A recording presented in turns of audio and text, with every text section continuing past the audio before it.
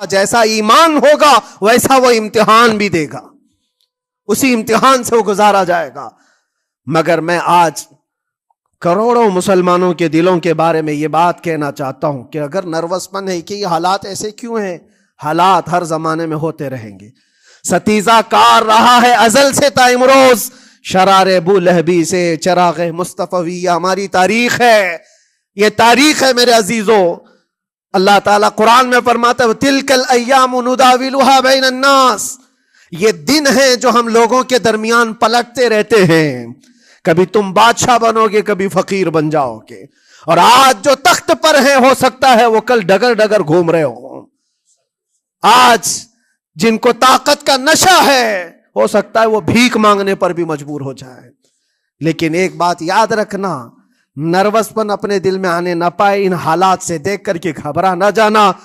ایمان تمہارا سچا ہے، اللہ کل بھی تمہارے ساتھ، آج بھی تمہارے ساتھ، بس تمہاری عبادت میں فرق آنے نہ پائے، تمہارے سجدوں میں کمی ہونے نہ پائے، تمہارے ایمان میں تزلزل آنے نہ پائے۔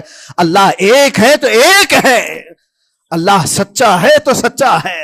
میں نے اللہ کو نہیں دیکھا لیکن اللہ پر ایمان ضرور ہے۔ یہ یقین اور یہ عقیدہ تمہارا مضبوط رہے۔ ہاں ہمیں معلوم ہے، کچھ لوگ ہم سے پوچھتے بھی ہیں، اللہ تبارک و تعالیٰ پوری کائنات کا مالک جس نے ہر چیز پیدا کیا اور اس کی عبادت کرنے والے ہو آپ، لیکن پھر اسی اللہ رب العزت کی یہ مسجدیں کیوں ڈھائی گئی، کیوں مسجدوں کو ختم کیا جا رہا ہے؟ اللہ کے ذکر کو روکنے کے لیے طاقتیں پوری مسجدوں کو ڈھانے کی کیوں بات کرتی ہیں؟ پھر اللہ کچھ کیوں نہیں فرماتا؟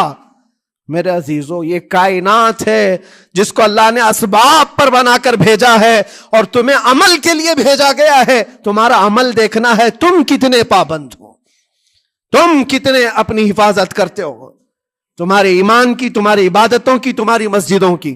تم مسجدیں خالی کر کے گھوم رہے ہو، فجر کی نماز میں اپنے گھروں پر سوئے ہو، اور پھر اللہ کے گھروں کی حفاظت کی بات کر رہے ہو کہ مسجدیں ڈھائی جا رہی ہیں، مسجدوں پر آکرمن ہوتا ہے۔ یہ ساری باتیں کیوں؟ تم جب ان صفوں کو خالی کر دو گے، یہ مسجدیں چیخ چیخ کر پکارتی ہیں اللہ کی بارگاہ میں، پل بھر میں بنا لی، شب بھر میں بنا لی مسجد تو ایمان کی حرارت والوں نے۔ من اپنا پرانا پاپی تھا، بچپن سے نمازی بن نہ سکے۔ مسجدیں بڑی بڑی شاندار بنا لینا اور اس کو آباد نہ کرنا، یہ بھی تو ظلم ہے۔ آپ ان مسجدوں کی حفاظت کی جو بات کر رہے ہیں، ان مسجدوں کی حفاظت صرف کمیٹیاں بنانے سے نہیں ہوتی، نمازوں سے ہوتی ہے، اس کے اندر تلاوت قرآن سے ہوتی ہے۔ عزیزان گرامی، اور پھر یہ بات ان ظالموں کے لیے کہ اگر وہ ہاتھ لگا کر مسجدوں کو اٹھانا پھینکنا اس کو اپنی طاقت کا ذریعہ سمجھتے ہیں تو سمجھ لو تھوڑے دن کی بات ہے۔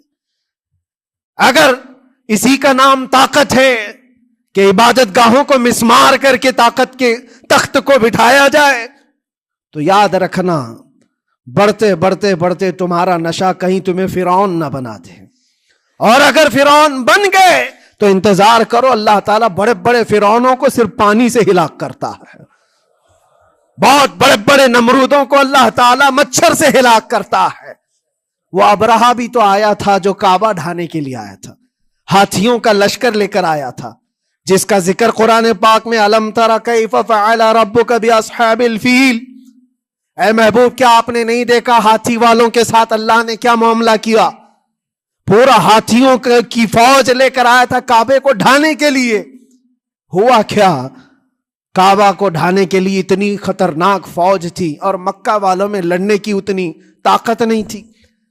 اللہ کریم نے ابابیل چڑیوں کی ایک فوج کو بھیجا، ہاتھی کہاں اور چڑیا کہاں؟ کوئی مقابلہ ہوتا ہے؟ کوئی مقابلہ ہے؟ تصور میں نہیں آتا، لیکن رب تبارک و تعالیٰ کا ایک دستور ہے، بڑی بڑی طاقتوں کو چھوٹی طاقتوں سے ہلاک کرتا ہے۔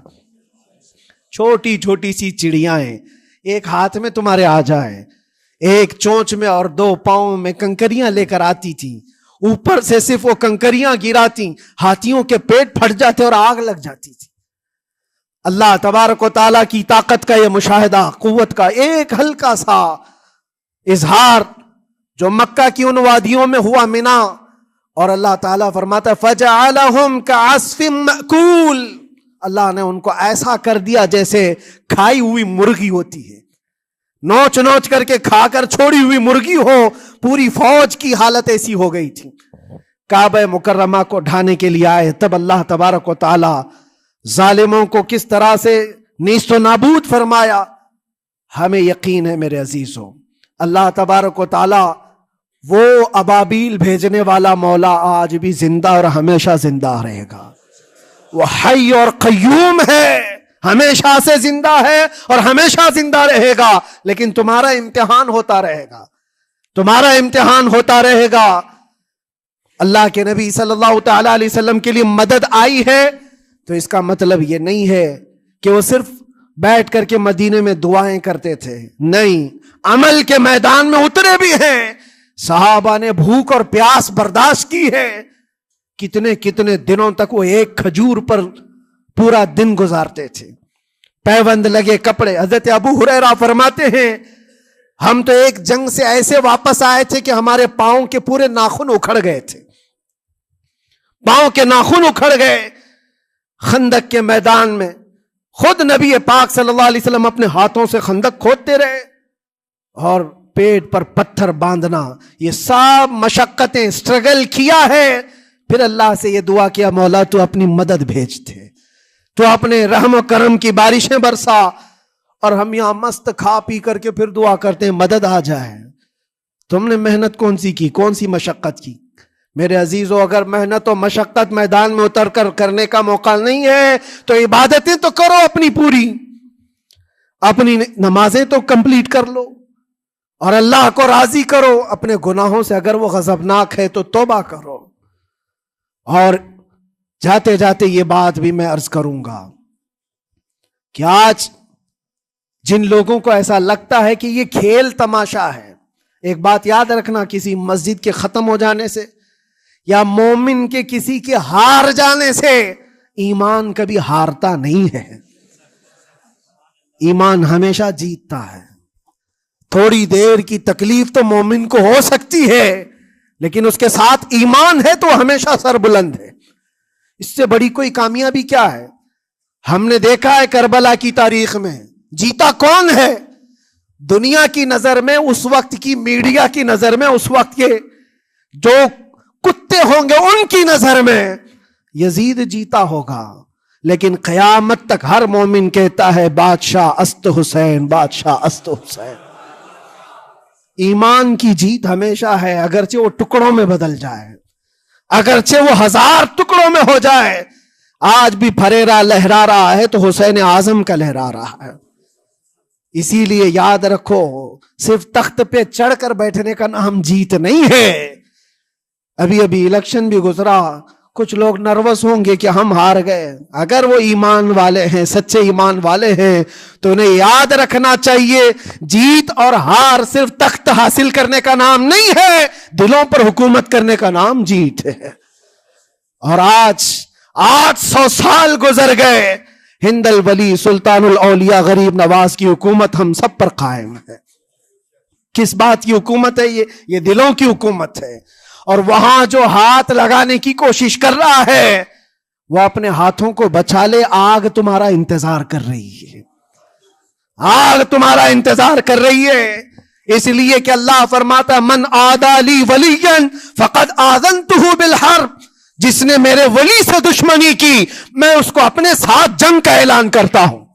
آؤ رب تعالیٰ سے جنگ کرنے کے لیے تیار ہو؟ اللہ کے ولی سے مقابلہ کرنا چاہتے ہو؟ اللہ کے ولی کو چھونا چاہتے ہو؟ رب تعالیٰ فرماتا ہے جو اللہ کے ولی سے دشمنی کرتا ہے اسے میں اپنے ساتھ جنگ کا اعلان کرتا ہوں۔ ہے کسی کی ہمت و طاقت اللہ سے جنگ کرنے کی؟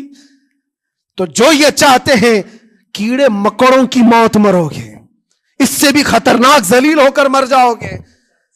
اجمیر معلیٰ یہ صرف اور صرف ایک دھرتی کا نام نہیں ہے، اللہ کے ولی کی آباد کی ہوئی مقدس زمین ہے۔ اور ہم سنیوں کی آستھا ایسے ہے، امام اہل سنت فاضل بریلوی اعلیٰ حضرت فرماتے ہیں دنیا بھر میں جہاں دعائیں قبول ہوتی ہیں ان جگہوں میں سے ایک جگہ کا نام اجمیر معلیٰ ہے، جہاں اللہ تعالیٰ دعائیں قبول فرماتا ہے۔ ہم اپنی آستھا ہی نہیں رکھتے میرے عزیزوں، اپنی جان بھی حاضر ہے غریب نواز کے قدموں کے لیے۔ اس لیے میں کہنا چاہتا ہوں سرکار غریب نواز رضی اللہ تعالیٰ عنہ کے رکشک، یہ لوگ اگر یہ سمجھتے ہیں کہ مسلمان بکھر گئے ہیں، ٹوٹے ہیں، بکھرے ہیں، ان کے پاس کوئی طاقت نہیں، کوئی سیاست نہیں، اور ہم جس کو چاہیں آکرمن کر کے ختم کر دیں، ہو سکتا ہے ہم سب کو مار ڈالو تمہاری طاقت کے ذریعے، لیکن وہ غریب نواز ہے۔ اپنے باپ داداؤں کی تاریخ یاد رکھنا، پوچھنا، جو غریب نواز کو اٹھانے کی کوشش کیا اٹھ گئے ہیں، اور وہ دھرتی پہ آج بھی آباد ہے۔ انشاءاللہ قیامت تک اجمیر معلیٰ چمکتا رہے گا۔ سرکار غریب نواز رضی اللہ تعالیٰ عنہ کے آستانے سے جو فیض بٹتا ہے، اپنے اور غیر سب وہاں سے فائدہ اٹھاتے ہیں، سب لوگوں کو برابر فائدہ اٹھایا جاتا ہے۔ اسی لیے میرے عزیزوں، یہ آزمائشوں کے دور میں میری صرف ایک ہی گزارش ہے، اپنا ایمان مضبوط کرو، اپنا ایمان مضبوط کرو۔ جیسی بھی مصیبتیں آئیں، طاقتیں آئیں، تمہارا سجدے سے سر دور نہ ہونے پائے۔